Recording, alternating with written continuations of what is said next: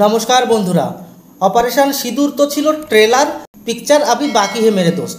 হ্যাঁ বন্ধুরা, অপারেশন সিঁদুর পার্ট 2 শুরু হয়ে গেল আজ। আর এবার করাচি থেকে লাহোর আর লাহোর থেকে রাউলপিন্ডি পর্যন্ত সব একেবারে ধোয়া ধোয়া করে ছেড়েছে ভারত। আর আপনারা তো অবশ্যই জানেন যে রাউলপিন্ডি হলো পাকিস্তানি সেনার প্রধান দুর্গ, কারণ এখানেই অবস্থিত পাকিস্তানি সেনার সদর দপ্তর। এখান থেকেই ভারতের বিরুদ্ধে সন্ত্রাসবাদের ব্লুপ্রিন্ট তৈরি হয়। আর ভারত এখন হামলা শুরু করে দিল পাকিস্তানের বড় বড় সব শহরে।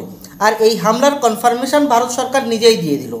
আসলে পাকিস্তান অপারেশন সিঁদুরের বদলা নেওয়ার জন্য গত রাতে প্রচুর পরিমাণে ফাইটার জেট এবং ড্রোন নিয়ে হামলা চালাতে আসে।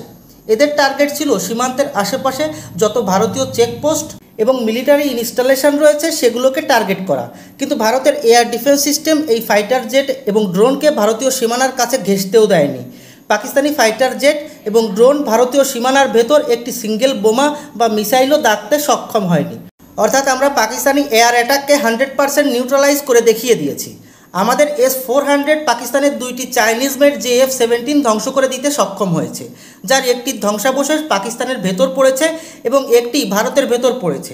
তবে ভারত যে শুধু পাকিস্তানি হামলাকে আটকে দিয়েই থেমে গেছে তা নয়, ভারত সকাল হতেই আবারও ড্রোন অ্যাটাক শুরু করে পাকিস্তানের উপর। আর এবার ভারতের টার্গেট ছিল করাচি, লাহোর, রাউলপিন্ডি সহ আরও অনেক শহর, এখানকার মিলিটারি এয়ার ডিফেন্স।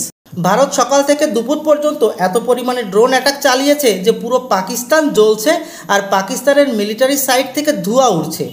আজ ভারত যে হামলা চালিয়েছে তাতে কোনো মিসাইলের ব্যবহার হয়নি, ব্যবহার করা হয়েছে শুধুমাত্র কামিকাজি ড্রোন, যার নাম হ্যারোপ। এটি ইসরায়েলের তৈরি, যার রেঞ্জ 200 কিলোমিটার। এই হ্যারোপ একটানা 6 ঘন্টা উড়তে সক্ষম। এই হ্যারোপ কামিকাজি ড্রোনের হামলায় লাহোরের এয়ার ডিফেন্স সিস্টেম HQ-9 একেবারে ধ্বংস হয়ে গেছে। আর পাকিস্তানের এয়ার ডিফেন্সের সম্পূর্ণ দায়িত্ব এই চাইনিজ HQ-9 উপরেই ছিল। তাই HQ-9 ধ্বংস হওয়াটা পাকিস্তানের জন্য ভয়ানক এক ক্ষতি। অন্যদিকে এই মুহূর্তে ভারতের এয়ার ডিফেন্স মেকানিজম এমন এক উচ্চতায় পৌঁছে গিয়েছে যে পাকিস্তান দ্বারা চালানো এত বড় মাপের হামলা একেবারে 100% সফলতার সহিত আটকাতে সক্ষম হয়েছে। যাই হোক, এমনিতেও পাকিস্তানের কাছে বেশি পরিমাণের এয়ার ডিফেন্স সিস্টেম নেই, আর যা রয়েছে সেগুলো এক তো প্রয়োজনের সময় কোনো কাজে আসছে না, দ্বিতীয়ত ধ্বংসও হয়ে যাচ্ছে। তাই পাকিস্তানি সেনা একেবারে দিশেহারা হয়ে গেছে।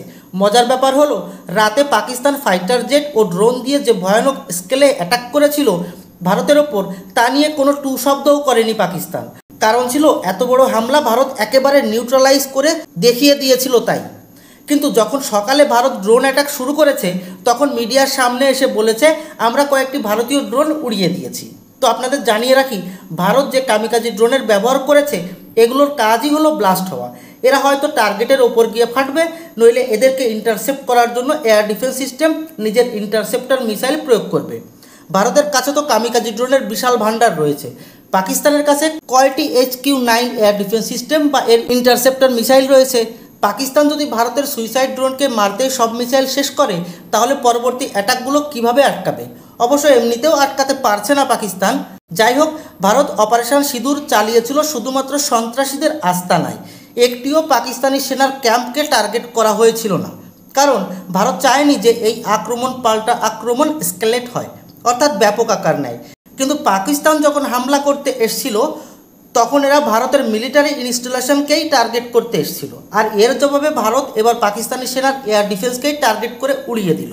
অর্থাৎ বিষয়টি ধীরে ধীরে এসকেলেট হচ্ছে। তাই এই এসকেলেশন পাকিস্তানকে কয়েক টুকরো করে পঙ্গু বানাতে ভারতের সামনে বিশাল এক সুযোগ আনতে চলেছে। আজ এ পর্যন্তই। ধন্যবাদ।